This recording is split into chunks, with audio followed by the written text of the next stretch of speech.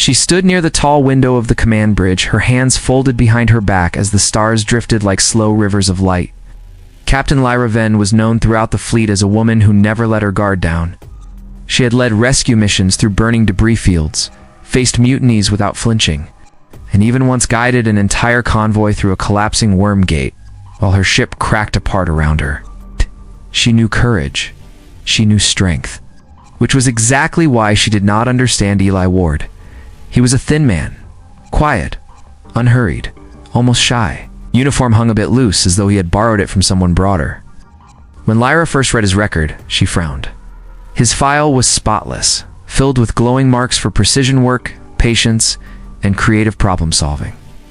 But what kind of engineer was so calm, so polite, so delicate? She had met many soldiers who claimed that humans were strange, emotional, and reckless dreamers who could barely hold themselves together under pressure. Now, looking at Eli as he checked the power readings at the console, she began to believe those stories. The ship they served on, named Horizon Crown, was built to carry supplies and researchers between the outer colonies of the Queen's Dominion. It was a proud vessel, long and slender, painted with lines of silver that caught the light of nearby suns.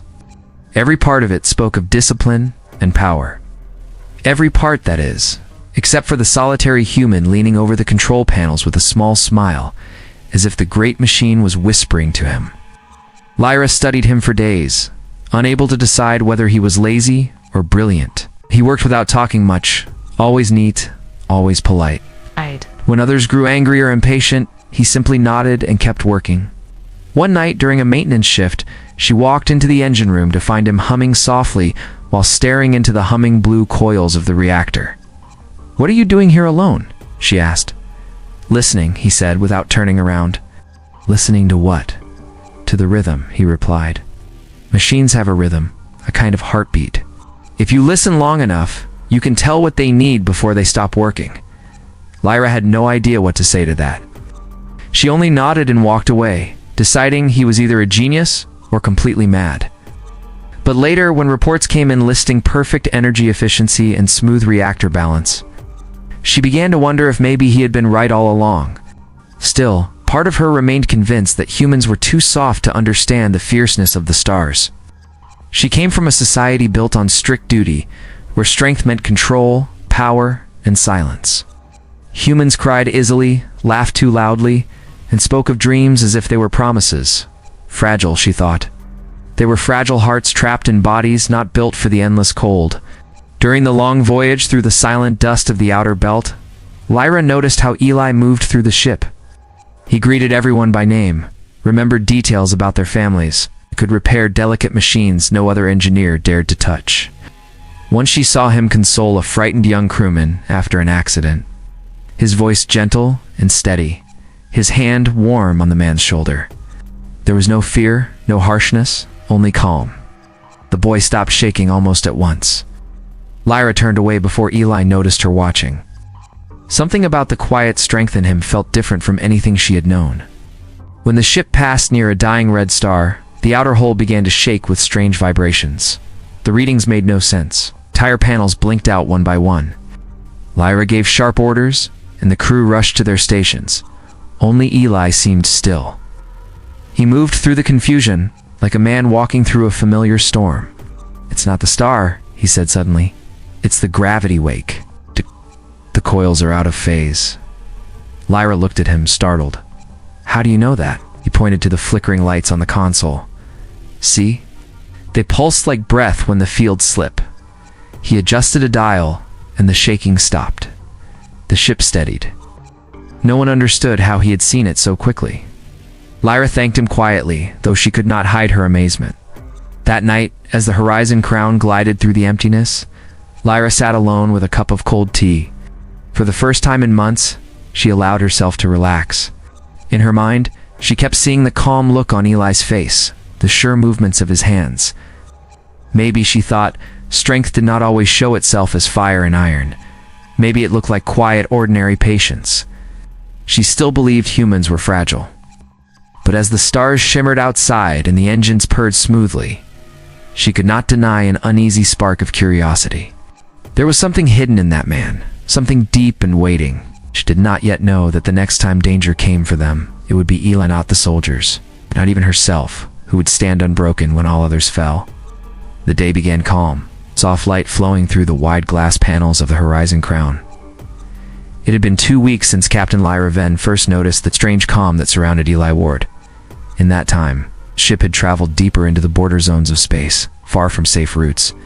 Most of the crew were proud and skilled, but many were young, and Lyra could feel their nerves. Space was quiet, too quiet. There was a strange tension in that silence, like the feeling before a storm. Eli walked through the main engineering bay as usual, carrying a small toolkit and humming under his breath. He looked completely at peace, as if the vastness outside the hole did not bother him at all. Lyra admired his calm, but could not understand it. She stood beside the doorway, arms crossed, watching him check the reactor controls. Suddenly, the lights flickered. A low tremor rose from the floor, followed by the shrieking alarm of the long-range sensors. Crew members ran to their stations, shouting reports. Something large had appeared out of the darker group of raiders who hunted ships for parts and fuel. Their attack crafts were fast, and their weapons could cut through shields like knives through paper. Lyra took the command chair and shouted for defense positions. "All hands, brace for impact," she ordered. The voice of the weapons officer came through sharply. "Their energy rounds are locking on, Captain. We can't outrun them." The first strike hit a moment later. The ship shook hard, throwing sparks from the console. A crewman fell and gashed his arm. Lyra gripped the armrest tightly, barking orders to secure the lower decks. Panic ran through the crew like a wave. "Weapons offline," someone called out. "The shield grid won't respond." Lyra's breath tightened. Without shields, the ship would not last long.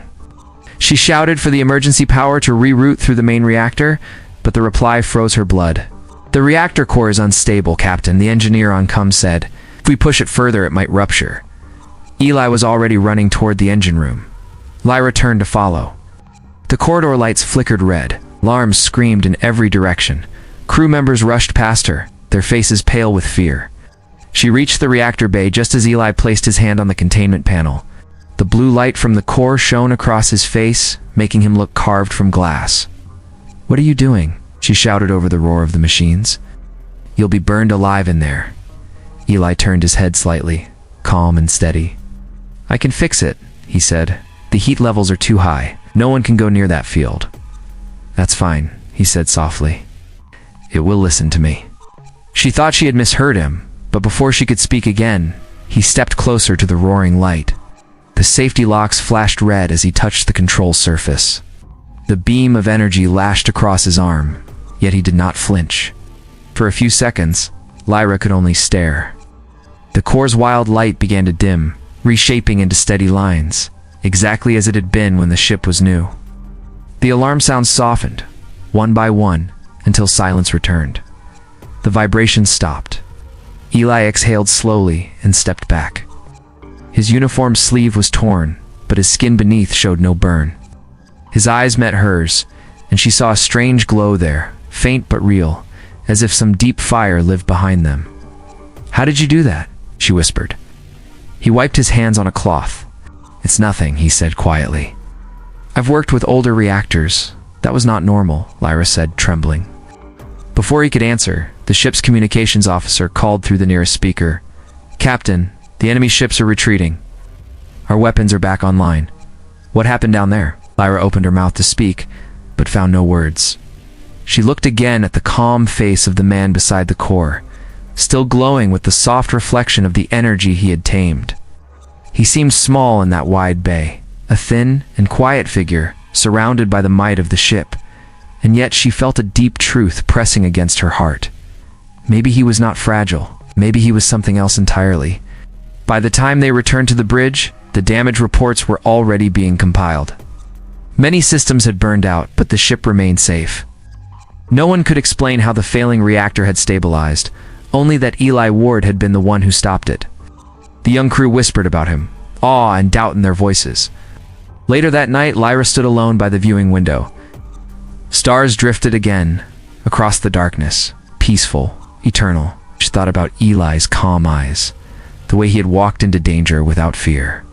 Around her, the hum of the ship returned, steady and alive. She found herself asking a question she had not allowed before. What if everything she had believed about human weakness was a lie? What if the quiet man she had called fragile carried more strength in his heart than all her soldiers combined? She did not yet have the answer, but she felt that the truth, when it came, would change everything. When the Horizon Crown reached a safe orbit around the trade world of Meridian, the crew finally began to breathe freely again. The attack at the Ember Belt had left them shaken. Repairs continued day and night, though the worst of the damage had already been fixed, almost impossibly fast. Everyone knew why. Everyone had seen what Eli Ward had done with the reactor. He worked quietly as always, never asking for thanks, never drawing attention to himself. But wherever he walked, people stared a little longer than before. Some nodded with respect. Others looked away quickly, unsure of what they had witnessed. Lyra noticed this change and saw how he pretended not to. He smiled at the crew, shared their meals, even told a few jokes. Yet behind his calm, she sensed a deep loneliness, like a man carrying a secret too heavy to share. One evening, when the ship's corridors were quiet and the stars outside glimmered like dust on black silk, Lyra went to find him. She followed the faint hum of machinery until she reached the lower hangar, where he stood by a small shuttle, hands folded behind his back. The glow from the dock lights reflected on his face, and for a moment he looked years older, calm but tired. "You have everyone talking," Lyra said as she stepped closer. He gave a small smile. "People talk when they don't understand something. You walked into a live reactor field," she replied firmly. "Shh. You shouldn't be alive, Eli." He looked at her then, the kind expression never fading. "I didn't want anyone else to get hurt." She folded her arms. "That answer is not enough. I need to know what you really are." For a long time, he said nothing. The only sound was the low thrum of distant engines. Then, slowly, he took a breath. "You may think humans are soft," he said quietly. "Most of us are afraid. We cry, we fail, we bleed. But long ago, before the kingdom spread across the stars, our people nearly died out.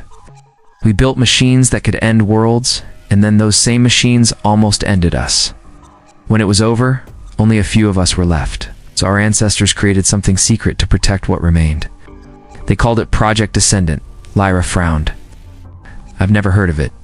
"You weren't meant to," he said. "They made a handful of protectors, not machines, not weapons, just people who were changed. Stronger, faster, able to live where others would burn. But we weren't gods. We were still men who tried to live quietly, to help, not rule." He paused, eyes lowered. "I'm the last of them." She felt her stomach tighten. It was too much to believe. Yet the memory of the reactor still burned in her mind. Changed how? She asked. He looked at his hands as if they did not belong to him. "Energy doesn't hurt me the way it should. My body turns it into strength. But every time I use it, it takes something from me too. Time, maybe. I don't really know anymore." Lyra stared at him in stunned silence. The idea that such a thing could exist felt like standing before an endless storm, small and unready. "Why keep it secret?" she finally asked. "Because power always tempts people," he said softly. "Humans forgot what made us strong. It wasn't metal or weapons. It was the will to rise again, no matter how many times we fell. I didn't want to remind them of the days when we tried to play with the fire of the stars." She stepped closer, searching his face. "So when you saved the ship, you could have destroyed yourself." He nodded. It was a risk worth taking. Lyra felt something change inside her then. All her life, she had believed strength was about command and control, about never showing fear. Yet here was a man who carried unimaginable power and used it only to protect others, never to boast or threaten. His calm was not weakness, it was courage in its purest form. The next day, the Queen's envoy arrived from the capital. Word of the Horizon Crown's strike victory had reached the throne, and with it, news of the human engineer who had stopped a reactor meltdown with his bare hands. The envoy's tone was polite but cold when he spoke to Lyra. "His Majesty requires the engineer's presence." "For examination?" Lyra's jaw tightened. "He is a member of my crew. He saved this ship, Then your queen will thank him personally, the envoy said, though his eyes glimmered with distrust. When Eli learned of the summons, he only nodded. It was bound to happen, he said. Lyra wanted to protest, but he shook his head gently. You don't need to fight for me. Maybe I want to, she said quietly. He smiled faintly, a sad kind of smile. Then promise me this. Whatever they say, remember that humans are not fragile because we are soft. We're strong because we still care. That night, Lyra watched from the dock as he boarded the royal cruiser that would take him to the capital. The engines flared to life, bright against the dark. As the ship disappeared into the distant glow of the stars, she felt a strange ache pulse through her chest. She did not know what awaited him at the palace, but deep inside she believed one truth with sudden certainty. The world would soon understand what she had begun to see, that the quiet man who had seemed so fragile was far more powerful, far more human than any of them had imagined. The royal city shone like a sea of glass and silver under 3 golden moons. When Eli Ward stepped off the cruiser, he looked ordinary as ever, a quiet man whose clothes were plain and eyes calm. Yet the guards stood taller than usual, their hands near their weapons, as if they sensed that the small man before them carried something dangerous. Captain Lyra Venn followed at his side, her uniform pressed and spotless. She had insisted on joining him, even though the Queen's envoy had warned her to stay away. She felt responsible for him, though she was not sure why. He had saved her ship, her crew, and maybe even her faith in her own kind. Now, as they walked through grand halls filled with whispering light, she felt a strange mix of pride and fear. The palace was endless, built from marble that shimmered like frozen water. Courtiers and advisors lined the steps leading to the throne room. At the far end, seated beneath a crown carved from a meteor's heart, was Queen Marielle. She was tall, graceful, and sharpered, known for ruling through logic instead of kindness. Lyra and Eli knelt together when they reached her.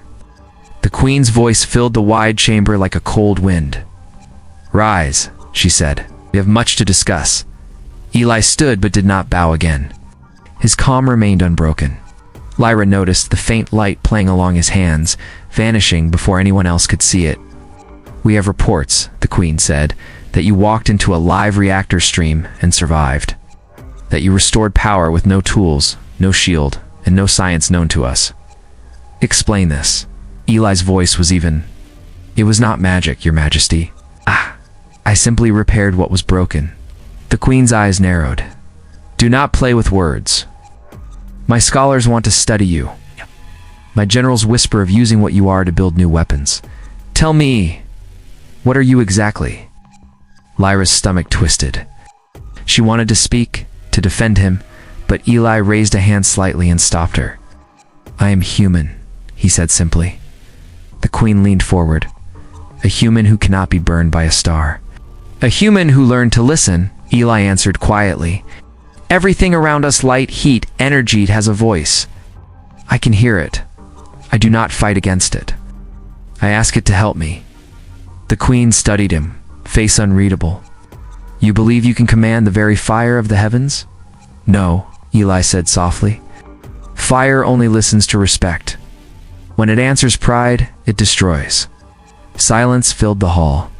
The Queen looked down, her long fingers tapping the armrest of her throne. You are a danger, she said at last. Even if your heart is gentle, others will not be. If power like yours spreads, there will be war. But that is why I cannot let you walk free. Lyra stepped forward before she could stop herself. He saved thousands when no one else could. Deserves gratitude, not chains. The Queen's gaze was sharp as a blade. You forget yourself, Captain? Eli turned slightly toward Lyra, his voice calm. It's all right. I will not, she began, but he shook his head. I knew this would happen, he said quietly to the Queen. But it doesn't matter what you do with me. What matters is what you do next. The Queen frowned. Next. Eli lifted his face to the tall windows above the throne. The night sky glowed strangely red. There is a storm coming, he said, the kind made not of wind, but of sunfire. Your orbit stations are already feeling it. You have hours at most. The Queen looked toward one of her advisors, who nodded quickly, his face pale. Alarms began to echo through the distant corridors. Impossible, she whispered. The shields will hold. No, Eli said softly. Your shields are beautiful, but they reflect energy. They cannot swallow it. The storm will burn through, and your capital will fall. Can you stop it? The queen asked. I can try, he said. She hesitated. Why would you help me? Just ordered your arrest. He smiled faintly. Because life is still worth protecting. Before she could answer, he ran from the throne room. Lyra followed without thinking. Guards shouted, but neither stopped. Outside, the air shimmered with unnatural light. The red storm rolled toward the horizon, sweeping across the sky like liquid fire. At the city's edge stood the great power spires, towering structures that fed the royal fleet. Eli climbed the main ramp and placed both hands on the primary conductor ring. The stormlight began to glow around him, brighter and brighter, until Lyra had to shield her eyes. He looked back once, his voice carrying through the wind. Tell her it's not strength that saves a world, it's mercy. Then the storm struck. The sky exploded with soundless light. For a long moment, the whole world seemed to burn. When the glare faded, the city still stood. The flames had curved away like water, rolling harmlessly into the clouds. Lyra opened her eyes slowly. The spires were scorched, but standing. The wind had stopped. Eli was still there, kneeling beside the no-dark power ring, his body faintly glowing. She ran to him, heart hammering. He smiled up at her weakly. Told you it would listen. You could have been killed, she said, voice shaking. Maybe, he whispered, but not today. In the distance, the queen herself arrived, her royal guards surrounding her. She looked at him not with fear this time, but with something that almost looked like wonder. The queen lowered her head in front of him, the act so shocking that everyone froze. Eli Ward, she said softly, you have saved the realm. He looked away, his voice tired but gentle. I only reminded it to be kind. Lyra stood beside him as the stars above began to shimmer again, calm and silver. She realized then that whatever else happened, the world would never call humans fragile again. Morning light passed through the tall crystal windows of the palace and spread across the quiet hall. The city was still recovering from the great storm that had threatened to burn everything to dust. The streets were full of people working together, repairing buildings and sharing food.